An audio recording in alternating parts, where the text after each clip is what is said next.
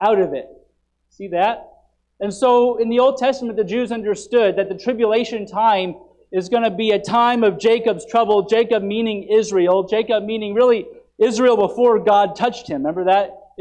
Israel, Jacob became Israel. Remember that? And so Jacob is another reference to the nation Israel. And so they will be in trouble during this time, but it will also, even though it's a time of Jacob's trouble, it will also be a time of their salvation. They will also turn back to God during that time. And the Old Testament has taught this forever. The Jews still are waiting for that time. Yeah. And God promised all of this, and God keeps His promises, doesn't He? And just because, Israel has been waiting for this to come. Remember when Jesus showed up and all the apostles were like, it's time for the kingdom, because they were waiting for that promise. And here's kind of the problem. Israel rejected God. Right there. They rejected the Messiah. And just because Israel did that doesn't mean God's not going to do what He said He was going to do. That's the point. Okay. All right. So that's very important. Now here's the reason I said all that. It's interesting because until the book of Revelation, really, everything we know about these 7 years is all from the Old Testament. And all promises made to Israel. But if you haven't, I don't know if you've noticed this, but we really haven't said a lot about Israel yet. Hardly anything has been said about Israel in the book of Revelation. And so chapter 11 is really the remedy to that. Chapter 11 is going to deal with this time of Jacob's trouble. It's going to deal with these 7 years, and it's going to deal with it from the perspective of Israel. Okay? That's why I said everything I just said. How are we doing? All right? We're going to look at the tribulation right here from the vantage point of the nation of Israel. We told you that chapters 10 through 15, we call it the days of the seventh trumpet. I'm not going to re-explain all that, but basically what we're looking at is the middle of the tribulation. And from the time of the middle of the tribulation all the way until God pours out final judgment, those 7 vial judgments, okay? And so what we're doing from chapter 10 to 15 is we're anticipating.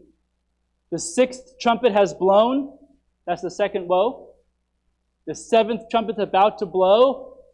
The 3rd woe.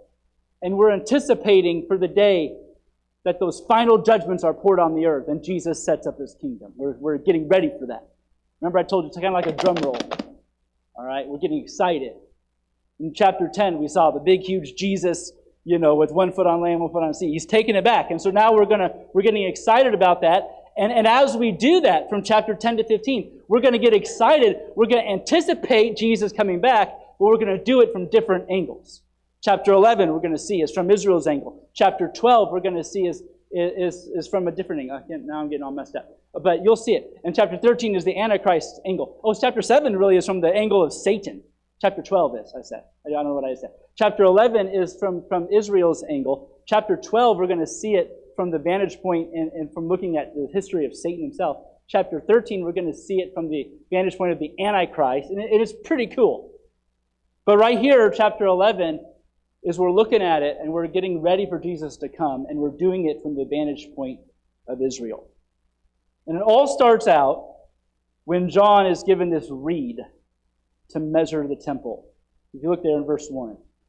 And there was given me a reed like unto a rod, and the angel stood, saying, Rise and measure the temple of God and the altar and them that worship therein. Now what's a reed? A reed, these grew in the Jordan Valley. They would grow to be somewhere between 10 and 15 feet tall, these big, huge reeds. And they were kind of like bamboo, in a sense. They were like hollow and kind of sturdy. And so what they would do is, they're really light, so they would use them for a lot of things. And one thing they would use them is to cut them down and cut them to exact length. And they would use them to measure stuff. They were basically yardsticks, okay? Ancient Israel yardsticks. That's what's going on here, all right? And so John is given this reed, and he's told to measure the temple of God, the altar, and them that worship therein. Now, what does all that mean? Well, if John, first I'm going to say this. If John is measuring the temple, what that tells us is that by this time, the temple's built. How are we doing? Okay? Can't really measure the temple if there is no temple. Right now, no temple. And so I already proved to you a couple weeks ago with big whiteboard, right here, we're in the middle of the tribulation. We're halfway through the tribulation. And so by this time, at the middle of the tribulation, there will be another temple built. Remember, the temple that was there when Jesus was around, that was wiped out in 70 A.D. By the way, John wrote the Revelation in like years after that. I think 15 years or so after that. And so when John wrote this, there's no temple. So by faith, there's going to be a temple. Okay? How are we doing?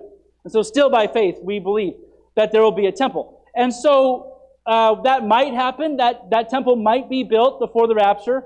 Okay? That might happen. In fact, it can happen really any time. They're getting ready. They have plans. And if Israel can get control of what they need to get control of there in the Middle East, right now, where the Temple Mount sits, I believe it's under the control of Islam. And so there's a whole big thing about that. But if Israel can have access and authority to build the temple, they would do it right now. And I'm telling you, I believe that when the Antichrist shows up, that's going to be part of his treaty. I believe that. When he shows up and starts the 7 years tribulation and he makes a treaty with the whole earth, I believe he's going to make a treaty, and part of that treaty is Israel, you get the mount. And they're going to start building. Okay? But that doesn't mean it can't happen before. It could happen before.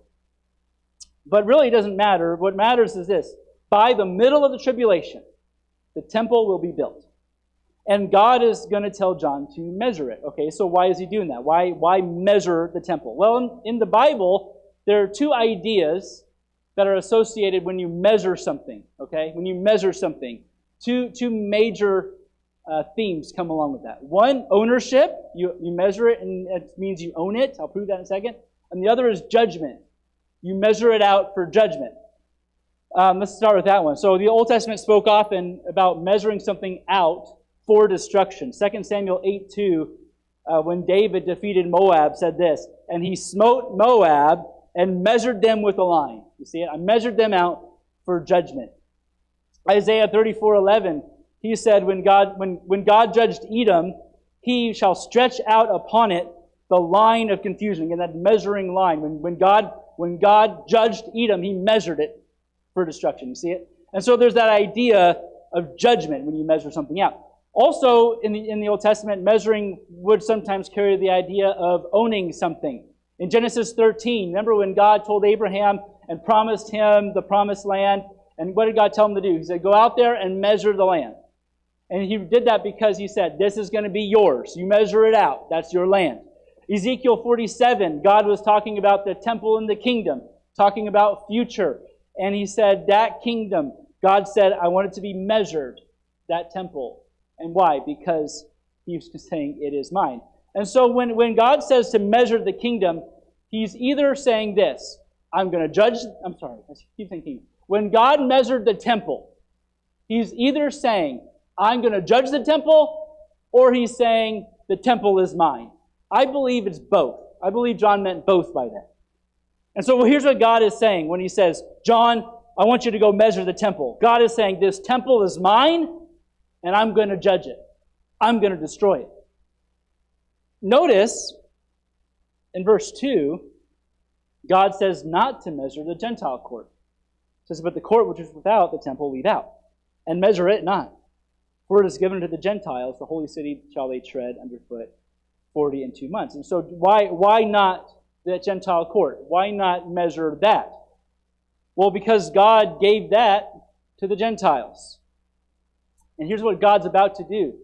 God is going to allow the Gentiles to tread the holy city underfoot for 42 months. And so here's what I believe. God is saying the temple is mine. You're misusing it. And I'm going to bring judgment upon it. You see that? And the way he's going to bring judgment upon the temple is he's going to let the Gentiles tread it underfoot. That's what he's saying. That's what he's saying. And that judgment is going to last, look at the end of verse 2, will tread underfoot 42 months. Again, how long is that? How many years is that, class? You remember that? 3.5 years. Half of the tribulation. So, and by the way, that's exactly what Daniel said would happen. Isn't that what Daniel said? He said the 70th week, those last 7 years, he said in the middle of that week, the abomination of desolation will happen.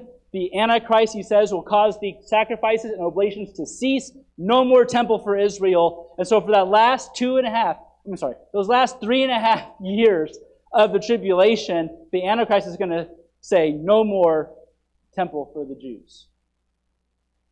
All right. So the question is this, why? Why is God going to do this? Why is God going to judge the temple? Well, I want to say this to you. God is not going to be happy when the temple is built. God does not want the temple built. He doesn't want it built. Hey, God allowed the temple to be destroyed in 70 AD, and partly because we don't need the temple, do we? We don't need the temple anymore. Jesus came, He fulfilled the law. We no longer need the temple to have access to God. The veil was ripped in half. We don't need the temple to access God's presence anymore. And the only reason the Jews want to rebuild the temple is because they've rejected Christ and they still think we need it. So the temple actually is an offense to God. And when the temple is rebuilt, whether that happens before the rapture or that happens during the tribulation, here's what's going to happen. The Jews will start up the sacrifice system again. And they will begin to do sin offerings and slaughter animals and do all of that. But the problem is they don't need to do that anymore. The Messiah is already here. The sacrificial system pictures the coming Christ. He's already here. He already is the perfect Lamb of God.